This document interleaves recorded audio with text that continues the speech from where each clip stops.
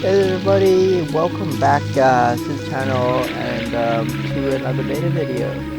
So here it is. Today I'll try to do a little bit differently just to show that I do go climb and everything. You know, here it's just a little bit that I did right before my session at Coco that morning. I had a bit of time, so I went out and went out climbing at the Richmond Oval and did some routes. Here I've kind of sped up the video a little bit by, I believe, one-fold.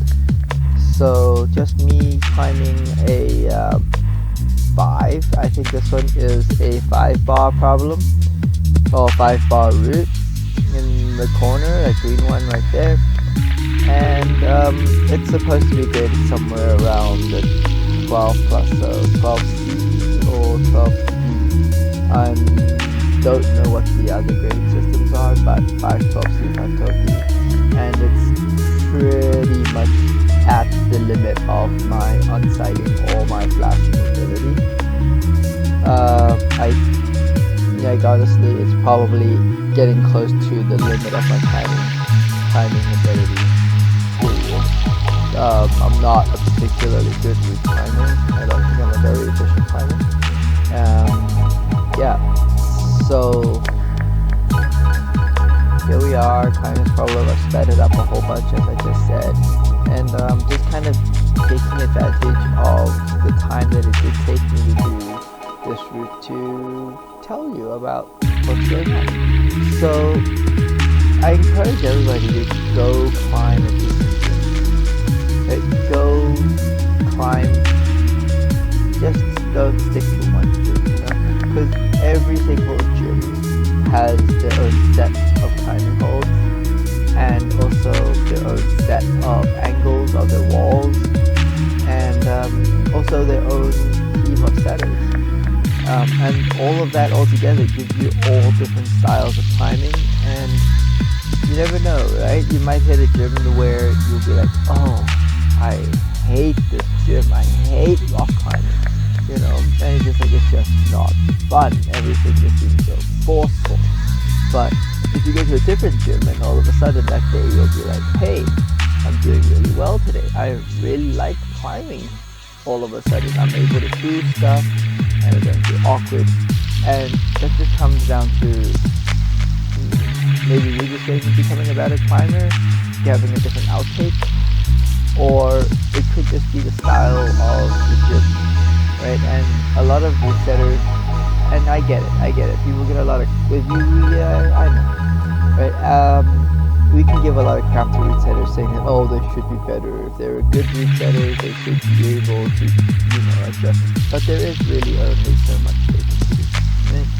And you're very limited by the number of hold choices you have, and you're also limited by the angles that you have, and at the same time, as a route setter myself, that I have been route setting for many years before, that you are also limited to the clientele. And here we go.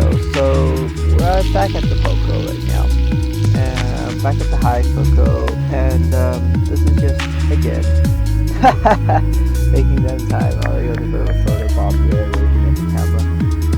And this is just me really quickly warming up on the easy problem. There was quite a large set. If there was a much smaller set, I would have had something else planned for today and showed you a little bit of how I was doing rehab on my fingers and trying to balance it out so that I didn't hurt myself. But they ended up being quite a large set, so you guys don't get that today. And maybe next time we do a much smaller set, I'll throw a little bit of that in as a bit of a filler if you guys are interested in looking at it or interested in figuring out. And I think that this concept will actually be quite good for people who are just starting off on hanging and trying to get stronger fingers and not hurting themselves. I think this would work out really well for you guys too, if you guys are interested at all. So if you have any friends or yourself or you and your friends who would like to get into hanging and hanging on the hangboard or trying to straighten the fingers out without getting injured, then, you know, give them a shout. send them a link of my post, send them a link of my channel. Subscribe yourself, get them to subscribe, and when I send this thing out, when I upload it, you guys will be right there, and yeah, hopefully it'll be useful to you guys, and we'll get it going. I would love to be able to share some of my training stuff with everybody. Yeah, just because I want this. I would love everybody to just get stronger as a climbing community. Then it just works out better for everybody, And here's just continuing to warm up, and I could possibly start up until for a little while.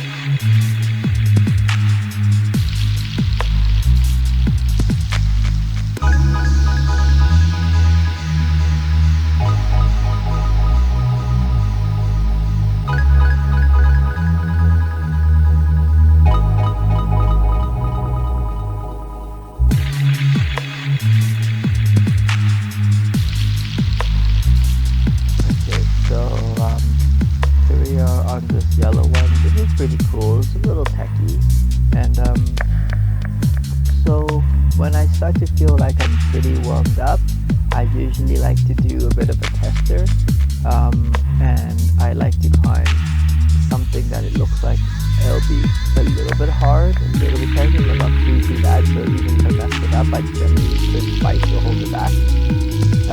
And then I usually try to see if it was tricky to down climb, and I would try to down climb it just to make sure I can hold the reverse tension as well, and to make sure that I'm nice and warmed up and that I'm good to go and my body is ready to try hard. It's just, for me, it's just a little bit of a safety measure that it feels like it's useful to me, and that it stops me from getting too injured by trying something too hard anyways.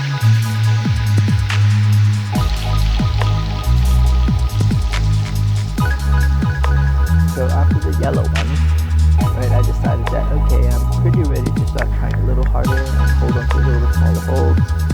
So I went on to this right side one, that's me on the right side, going up the little green one. This one's actually really, really cool, right?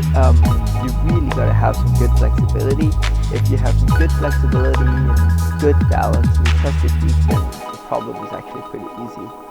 If the flexibility is a little bit you're lacking a little bit of flexibility in your hips and you don't trust your feet quite as much, then that will be quite hard. This orange one is what to say about this orange one? Mixed reviews, I guess. I have some mixed opinions about this problem. It's pretty kind of cool. It's pretty cool where you kind of gently stand up and walk your feet across the slab and get yourself up there and have to figure out the sequence. It's not too bad. It's pretty easy and just very technical. And then the last move is, I don't know, eloquently a little silly, I guess. Or, yeah, a little silly, I guess. But other than that, the whole problem is pretty fun. Except for the last one. And the blue one is really cool. This is really cool because this is a problem where you have to really trust your feet. Unless you're a ton stronger than the grade of this problem, which I don't know what it is. It's maybe a 4 hex, I think. Right? Maybe a 4 hex. But you really gotta trust your feet on this one, which is really cool. And you really gotta do a lot more pushing than you gotta do, because if you pull at all on this problem on any of the holds, there's a bigger chance of you falling off. That's mostly it. Purple problem on the left, complete slab. Yeah, complete slab. That's it. Get your sequence right, trust your feet, stand up, hold on tight. Not even hold on tight, just trust your feet and stand up. That's what there is to it. There's no trick. So here it is. Yeah, there's no trick to it.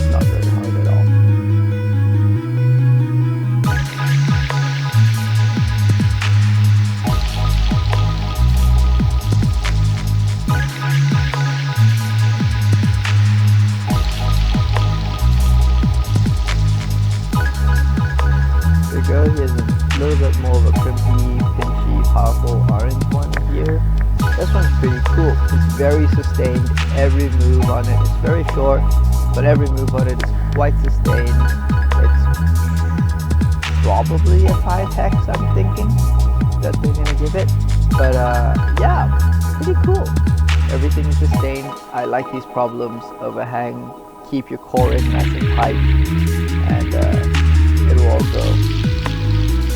Here's the purple one of, this is probably the hardest one of the set, I feel. Very powerful, very sustained, very good. Yeah, this is a very fun problem. I probably climbed it differently from the intended beta because I skipped one of the holds. If you look right now, I kind of just used my legs and I turned it into more of a compression problem. But it felt like it would be the opposite, as in right here they probably expected you to do a double gas on, so almost like an elevator door in between those holds, but I just skipped it.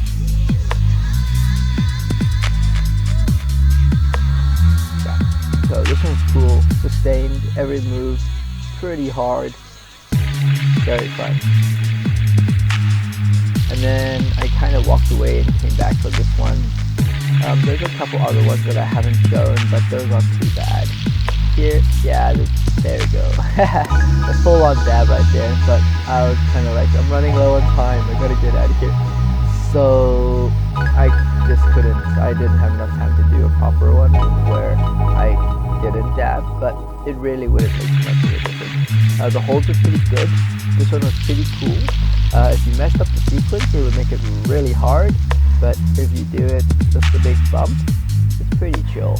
Once you get up onto the main head wall, right now onto the face, it's a little bit delicate. And you just gotta do the moves at the right speed. Again, quite cool. I like this problem. So that brings us in conclusion. And yeah, hope you like it. Like, comment, subscribe.